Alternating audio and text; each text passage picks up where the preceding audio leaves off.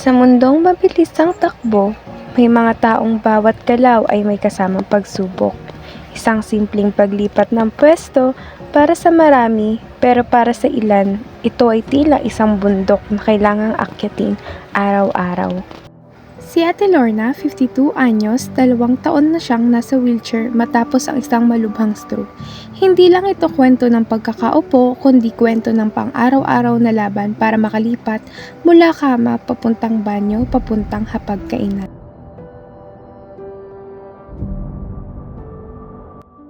Hindi biro ang paglipat sa wheelchair.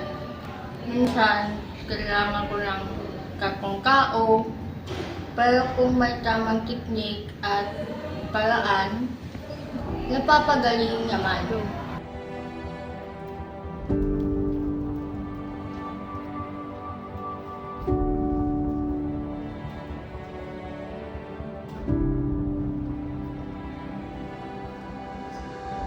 Ang wheelchair transfer ay hindi lang paggalaw ng katawan, ito ay sining ng tamang galaw, komunikasyon at tiwala sa sarili, sa kasama at sa proseso.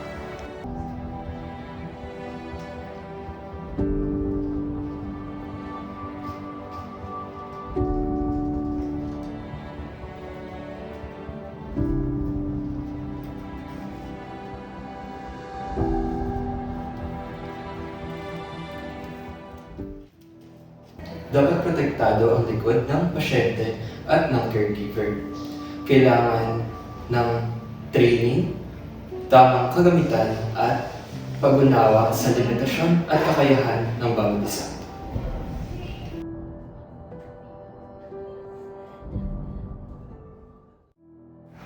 At narito naman si Mark, 28 anyos, isang paralegic, ngunit sa bawat araw pinapatunayan niyang hindi hadlang ang kanyang kondisyon para maging malaya.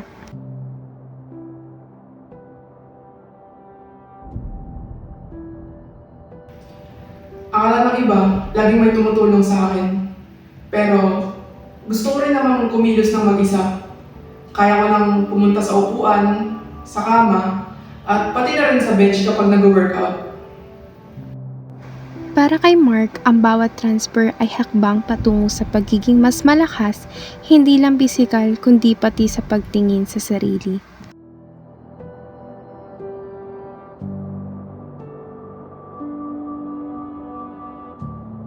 Hindi ko man mabago yung kondisyon ko, pero kaya ko namang baguhin kung paano ko ito lalabanan araw-araw. Dahil ang paglipat ay hindi lang galaw ng katawan, ito ay paglipat patungo sa panibagong pag-asa, panibagong bukas at panibagong paninindigan sa buhay.